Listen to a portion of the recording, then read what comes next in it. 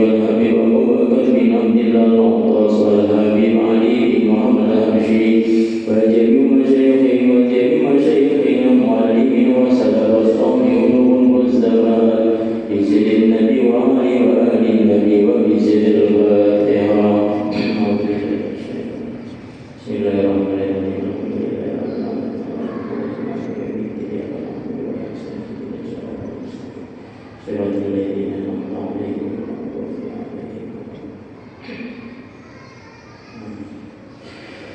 حسبي ربي جل الله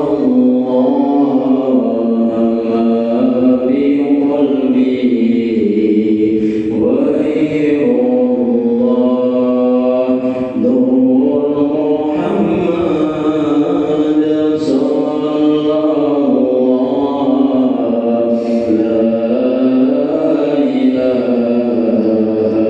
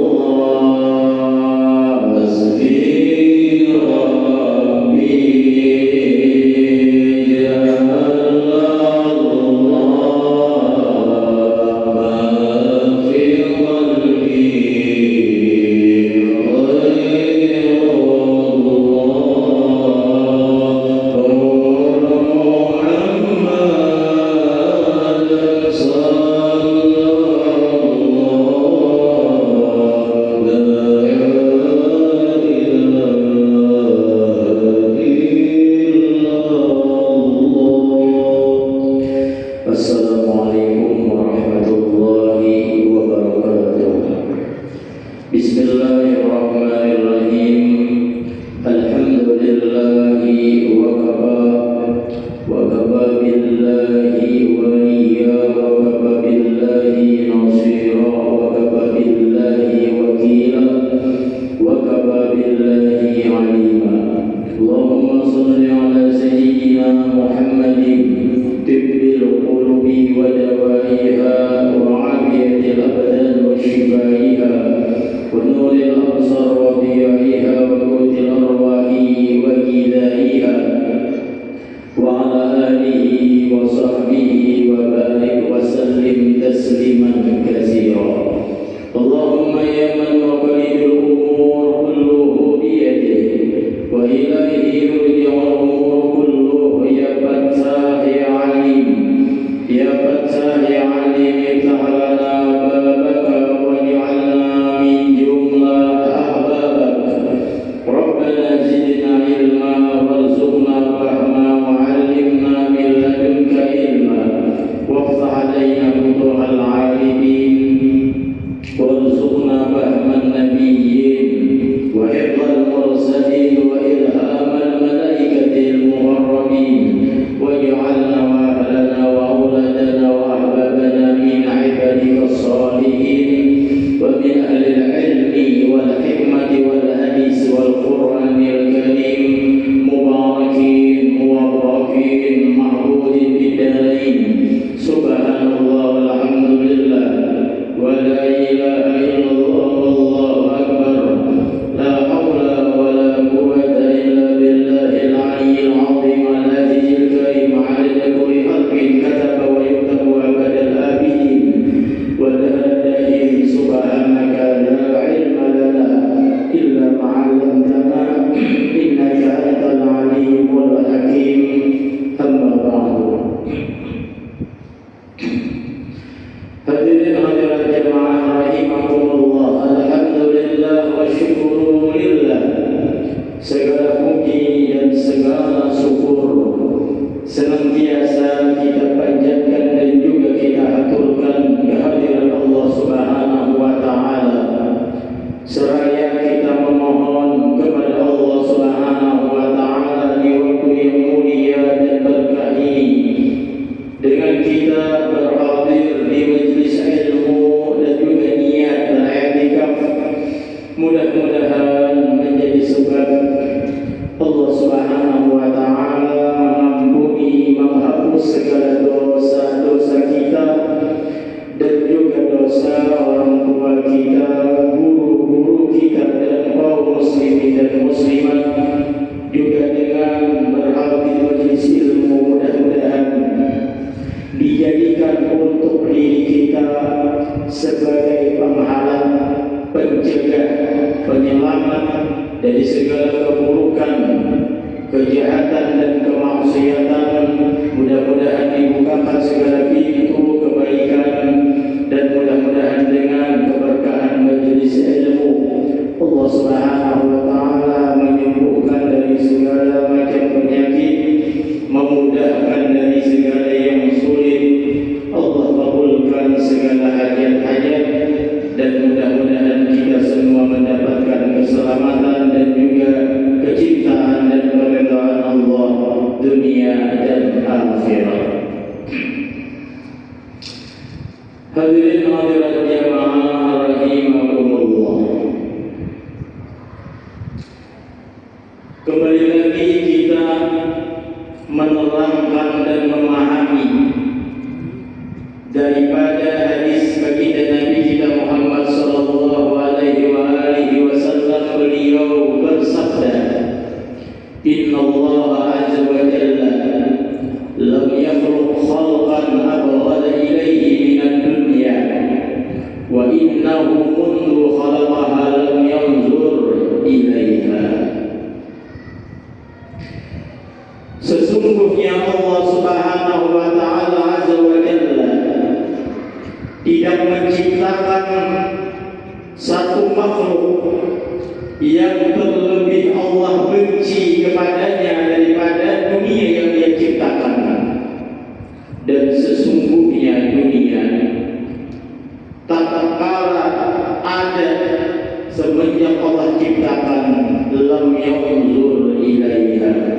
Allah Subhanahu wa taala tidak pernah menoleh memandang kepada dunia tersebut. Hadirin hadirat jamaah rahimakumullah. Allah Subhanahu wa taala berfirman, "Man kana yuridu harsal akhirah najid lahu fi harsihi wa man kana yuridu harsad dunya fa innahu nu'tihi wa man kana yuridu harsad dunya nu'tihi minha wa ma lahu fil akhirati min nasib." Surah As-Su'ara. Allah Subhanahu wa taala berfirman, barang siapa yang menghendaki keuntungan di akhirat, keinginannya adalah mendapatkan keuntungan di akhirat. Najiblahu fi harsi, kata Allah, kami akan tambah keuntungan itu baginya. Semakin akan Allah bukakan keuntungan tersebut. Namun sebaliknya, barang siapa menghendaki, barang siapa mencari harsa dunia, keuntungan dunia, nu'tihi minha, kami pun tetap akan kami berikan. Keuntungan dunia itu pasti akan dia dapatkan. Tapi wa ma lahu bil akhirati min nasib, tidaklah baginya nanti di akhirat min nasibin, daripada bagian yang akan didapat. Hadirin hadirat jamaah rahimakumullah. Disinilah yang perlu kita perdalami. Jadikanlah Allah itu adalah jadikanlah Allah itu adalah tujuan utama kita. Karena sebagaimana yang kita baca di hadis yang minggu lalu, di akhir zaman banyak orang dia beramal-amal akhirat, amalan-amalannya rupa-rupa kebaikan akhirat, tapi sungguh saja tujuannya ingin keuntungan di dunia. Tujuannya ingin keuntungan di dunia, dan akan Allah tambah. Di akhir zaman seperti itu gambarannya. Banyak orang yang berbuat baik tapi bukan melakukan kebaikan untuk mencari ridha Allah. Tidak. Terkadang ingin dia dipuji. Bahkan orang alim pun bahaya di akhir zaman nanti. Bahaya di akhir zaman. Apa bahayanya di akhir zaman? Terkadang mendapat sihirnya dunia. Dunia itu sebenarnya rendah, tapi sihirnya sangat kita ajaib. Sihirnya sangat ajaib. Mendengarnya saja akan bikin kita ingin, apalagi kalau sudah di depan mata. Apalagi sudah di depan mata, bukan ingin lagi, tapi ingin mengambilnya. Itulah dunia. Pada hadis tadi tidak ada Allah Ta'ala itu menciptakan satu makhluk yang lebih dia benci kepadanya daripada dunia.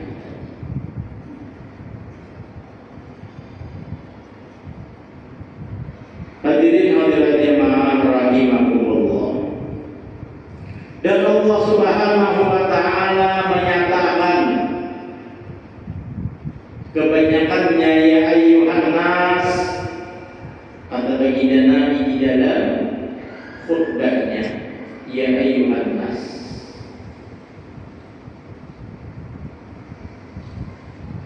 Law anna ibna Adam uhiya wadiyan mariyan bidahabin ahabba ilaihi zaniyan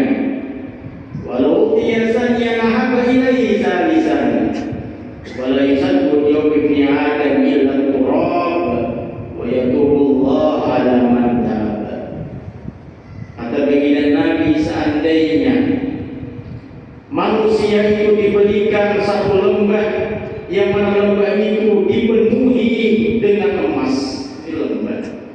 Jadi ibaratnya kawah apa Merapi atau kawah. Lembah kawah itu penuh dengan dhahabi, dengan emas.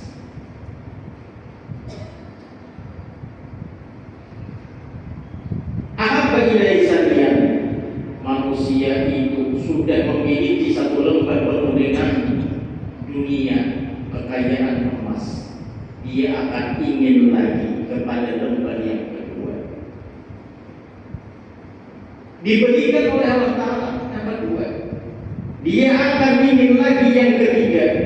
Diberikan anak keempat, kelima, dan berikutnya. Artinya diri kita, nafsu, hawa, syaitan, dunia, ini adalah penghalang bagi orang yang ingin ma'rifat diri. Tempat ini adalah musuh sangat besar. Diberi sebut selembar anak dua, ketiga, empat, dan 100, anda bertanya lagi. Kata Imam Ali, wa nafsu kamaha, nafsu manusia itu rakus, tidak pernah merasa puas. Ada cerita saya, apalagi sudah taras saya, tajilat yang di dunia.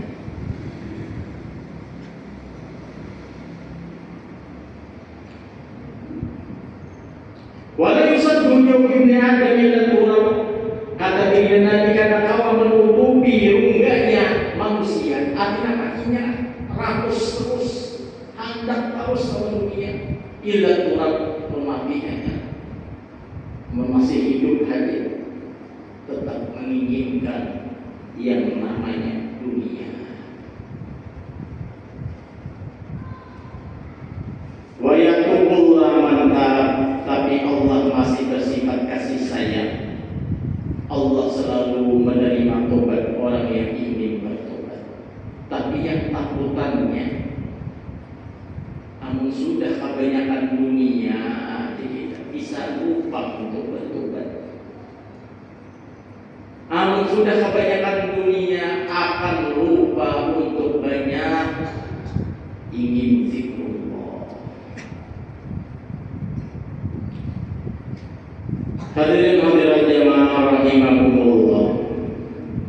Al-khairu kullul khair qurbuka ilallah, wa laysa qurbuka ila ghairillah. Al-khairu kullul khair, kebaikan dari segala kebaikan, kebaikan dari segala kebaikan. Qurbuka ilallah, semakin dekatnya engkau kepada Allah, itu adalah kebaikan dari segala kebaikan. Ampun kita semakin jauh kepada Allah, itu adalah bencana besar. Gara-gara dunia semakin jauh, semakin jauh, itu adalah musibah besar. Al-khairu kullul khair qurbuka ilallah, kebaikan dari segala kebaikan yang ada adalah engkau semakin dekat dengan Allah, waktumu semakin banyak untuk Allah. Itu adalah kebaikan di atas kebaikan, kebaikan dari segala kebaikan. Walaisa qurbuka ila ghairillah, bukan kebaikan itu adalah dekatnya engkau semakin kepada selain Allah. Nauzubillah. Ya tadi dunia kita sudah tajilat, hendak pulang, akhirnya menghalangi kita untuk semakin dekat dengan Allah. Makanya kadang-kadang tanda daripada cintanya Allah kepada hambanya, seseorang kaya diputus oleh Allah, bangun. Kadang itu adalah tanda kecintaan Allah. Allah ingin putuskan dia dengan dunia. Terkadang rupa Allah mencintai seseorang, rupa Allah ingin mencintai hamba. Sihat Allah tak dihilangkan sihatnya. Mulai ada bengkau lagi, bagi jalan. Tapi kita harus memahami hikmah itu. Terkadang Allah menginginkan itu, tapi kita tidak memahaminya, malah kita nampak berputus asa. Padahal hikmah di balik itu Allah Ta'ala ingin agar kita lari kepadanya, bukan lari kepada makhluknya, bukan lari kepada makhluk. Jangan bahasa kita usaha ini gagal, ini gagal, ini gagal, muyak udah, usaha udah, ada usaha, berusahaan. Kenapa? Lazimiyah Allah Ta'ala. Mungkin saja keinginan Allah kita itu dimakamkan di makam kecil tanpa usaha, Allah bisa mengasih rezeki kepada hamba-Nya. Dan itu banyak daripada berusaha, tapi semakin jauh kepada Allah Subhanahu wa Ta'ala. Al-khair kullu khairun bukan Allah. Kebaikan dan segala kebaikan semakin dekatnya engkau kepada Allah, bukan kepada hamba, kepada makhluk. Karena di akhir zaman sangat mengganggu kalau kita dekat kepada selain Allah. Ada orang parah orang guru, ada bagus supaya apa? Mengambil ilmunya. Di akhir zaman ada guru itu apa? Guru itu, itu kan di akhir zaman bukan mengambil kebaikan, malah apa? Menjadi kebanggaan harga. Betul-betulnya orang guru banyak dipajang di rumah, kuno di rumah, lembar orang guru, dihappy ibak orang guru. Tapi hati kosong dengan Allah, hati kosong dengan Allah. Inilah yang harus kita benahi. Hadirin hadirat jamaah rahimakumullah, kita mengambil hikmah daripada malam ini, hidup daripada awal Zulhijjah. Sekarang kita hidup awal Zulhijjah. Kita mengambil kisah Nabi Musa alaihi salam. Kisah Nabi Musa alaihi salam. Pertama kita ambil Nabi Musa tatkala beliau hidup di dunia penuh dengan kesengsaraan, penuh dengan kesusahan, dan itulah fitrahnya seorang para anbiya. Jadi nabi-nabi itu kebanyakannya zahirnya adalah penuh dengan kesusahan.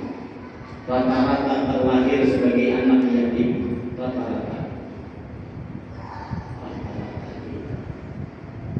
Walaupun Nabi Sulaiman itu orang terkaya, tapi terkayanya beliau adalah hatinya tetap merasa fakir di sisi Allah. Ada cerita di PDN pas di orang kaya berubah. Awal bukan sembarangan lagi. Besaring berubah. Nabi Musa alaihissalam kita ambil yang pertama, tatkala beliau hidup di negara yang dikuasai oleh Fir'aun daripada bergelimang menguasai dunia, akhirnya mengabulkan Fir'aun. Nah itu bangun. Tatkala Nabi Musa tidak memiliki apa-apa. Jangankan rumah, jangankan kita apa istilahnya pekerjaan dan lainnya, ada apa-apa. Bahkan menjadi buronan Firaun, Karena tak kala Nabi Musa alaihi salam melihat kezaliman daripada tentara yang Firaun, gerijitannya kita tampilin kali sengaja, karena lagi jelimi tampilin dia tangkiskan sengaja mati.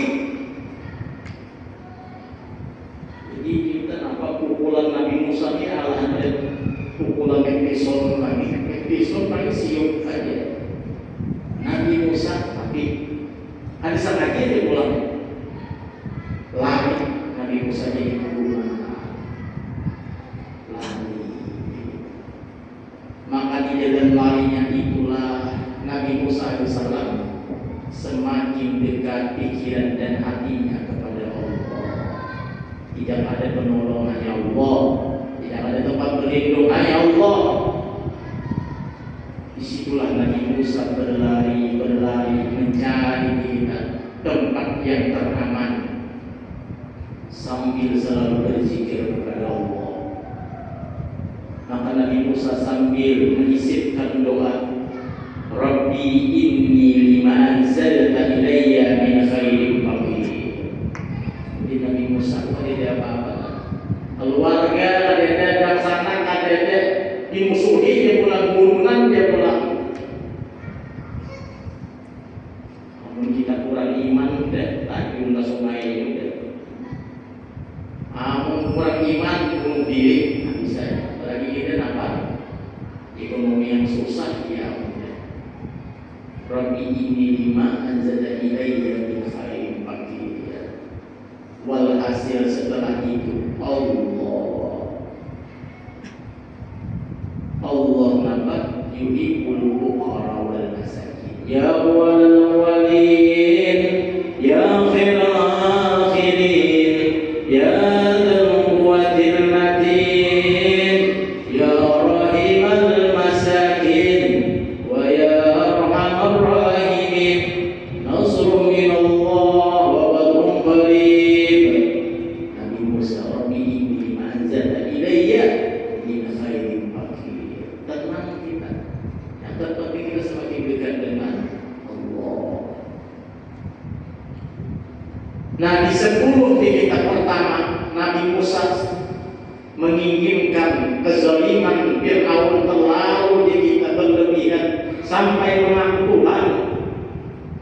Di Nabi Musa pun coba akan menyerang Fir'aun. Orang takutan malamnya dia Fir'aun gua banyak. Tapi Nabi Musa tidak ada yang ditakuti, hanya Allah. Kalau berjalan di jalan Allah, kalau menyerahkan diri dengan Allah, Allah yang mengurusinya. Terus Nabi Musa memberikan perlawanan, tidak pernah menyerah. Sampai Nabi Musa mempunyai kaum pengikut akhirnya. Di Nabi Musa ada pengikut. Akhirnya Nabi Musa berkeinginan menyerang akan istana Firaun. Anak menyerang istana Firaun. Berapa kali anak sambil berdoa karena takut. Ya Allah dan ghaira maghlub, ya Allah yang selalu menang dan tidak pernah terkalahkan. Walaupun Firaun ini istilahnya raja dan tentaranya kuat, Nabi Musa tidak pernah gentar. Dan anak buahnya pun dititipkan akan ilmu ketauhidannya, tidak pernah takut. Tidak pernah takut dengan kematian. Dididik oleh Nabi Musa alaihissalam. Akhirnya sudah melihat pengikut kuat keimanannya. Maka Nabi Musa sambil kita memohon kepada Allah diberikan izin untuk menyerang Fir'aun. Berdoa Nabi Musa. Berapa kali akan menyerang? Ada Allah. di bulan Dzulqa'dah selalu di bulan malam Dzulqa'dah 30 malam sudah bermunajat, minta kekuatan, minta kita izin biar bisa menaklukkan Firaun. Maka setelah 30 hari di bulan Dzulqa'dah, ya Allah Ta'ala tambah 10 hari, 10 Dzulhijjah tambah 10 awal Dzulhijjah, mulai 1 sampai 10 Dzulhijjah. Makanya kita bagus bilang awal kita mulai esok puasa sampai ke 4 hari ke 9 bagus. Bila kada kawan nyatakan tarawih Arafah, bila kada kawan Arafahnya aja, malamnya hidupkan dengan malam-malamnya, karena di malam ini, di malam-malam 1 sampai 10 itu malam yang sangat mulia. Akhirnya 10 malam itu Nabi Musa minta karena sebelumnya ada kawan terus. Allah nyatakan, wahai Nabi Musa alaihissalam, walaupun seandainya engkau memiliki kekuatan melebihi Firaun, engkau tidak akan bisa mengalahkan atau membunuh Firaun. Jadi Nabi Musa, kenapa ya Allah? Kenapa? Padahal kau hidup dari banyak benar, tapi kau nyatakan seandainya lebih banyak daripada dimiliki Firaun pasukan, tetap kata apa? Kenapa ya Allah? Kata Allah, karena di gerbang istana Firaun tertulis nama. Lupa masalahnya. Tuhan kalau ambil itu, singkirkan namaku di pintu gerbangnya. Ada mungkin Firaun yang menjadi jangan sampai ada turun yang bergantung tulisan Bismillah itu, jangan sampai. Bagi Musa yang tidak tahu sama-sama, tapi tetap berdoa. Maka di hari setelah ke-10 Dzulhijjah ini diberikan oleh Allah Ta'ala, engkau akan bisa mengalahkan Firaun, tapi tidak di dalam istana. Engkau bisa mengalahkan bahkan membunuhnya kalau di luar istana. Nah disitulah kita jebakan Nabi Musa beribadah supaya apa? Firaun diri kita wanita ini, pasukan yang lama ini, pasukan yang tadi dia apa-apanya ini, kita dengan Firaun ini mengajar, padahal mengajar dikerahkan pasukan sehabis-habisnya udah ada jadi kenapa ada puas Firaun, karena bagi Firaun Musa adalah penghalang untuk menguasai dunia. Itulah Firaun. Makanya misalnya turun empat mengejar, dikejarlah Musa dan pengikutnya. Nah disitulah kematian Musa di laut Bahrul Ahmar. Artinya, apa yang kita ambil kisah ini? Kematian itu akan mengejar kita, di mana kita mati di situ mengambil kita, akan kita datangi. Kalau rezeki mengejar kita, kalau kematian kita yang mengejar. Bila kita mati di masjid, akan masjid itu kita pas sembahyang, pas majeliskan. Bila matinya di kasur, akan kasur rupanya kita. Kalau kematian kita yang mengejar, dan kita akan tahu bisa jadi magang sana malaikat itu menghadap. Maka apa? Kalau kita selalu ada Ismullah dalam hati dan pikiran, kematian memang akan jadi kita menghadang kita, tapi kematian itu akan minta izin. Malaikat akan minta izin. Ya, orang-orang yang ahlullah itu tahu. Akhirnya apa? Kita meninggal dunia dalam keadaan redha dan akan diridhai Allah.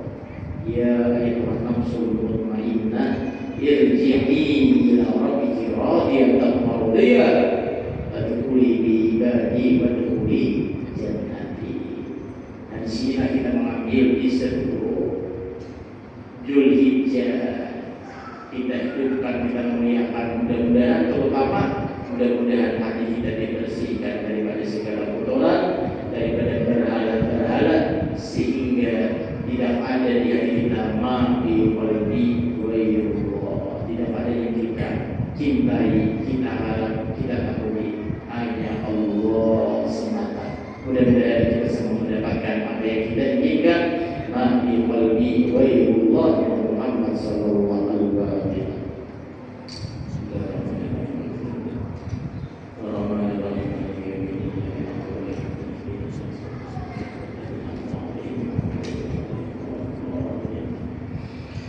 Bismillahirrahmanirrahim. Alhamdulillahirabbil alamin. Allahumma shalli wa sallim wa barik ala sayyidina Muhammadin wa ala alihi wa sahbihi ajmain. Allahumma anfa'na ya Allah bima 'allamtana wa 'allimna ma yanfa'una.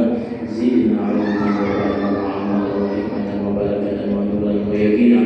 Allahumma atina ma ataita bihi ulamal 'amilin wa ulamal 'alibin wa ja'alna min ulamal 'amilin bi rahmatika ya Allah ya arhamar rahimin. Sallallahu alaihi wasallam wa ala alihi wa sahbihi wa sallam. Alhamdulillahi rabbil alamin.